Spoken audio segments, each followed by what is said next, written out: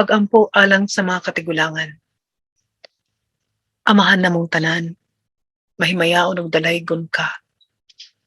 Akong giampo ang mga katigulangan, sila nga nanginahanglan og pag-amuma. Hinaot nga imong hatagan og igong kusog ug maayong panglawas. Hikapa ang ilang matag pamilya ug si kinsa pa man ang nagatiman kanila. Nga dili sila pasakitan ug pasipad-an. Hinaot nga agakon sila sa tanang panahon.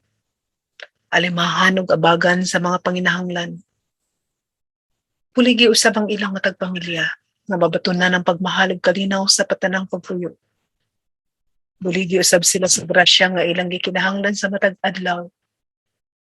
Ayaw ha Ginoo ang ilang mga balatian aron mamahimo silang luwas gikan sa marisgo, gikan sa mga kagaw ug disgrasya. Sa panahong imo na silang pagatawgon sa pag-abot sa ilang katapusan, hinaot nga ubanan mo sila ni anang tungura. Pasayloas sila sa ilang mga sala. Ug hinaot nga agakon mo sila padulong sa imong gingharian nga walay katapusan. Amen.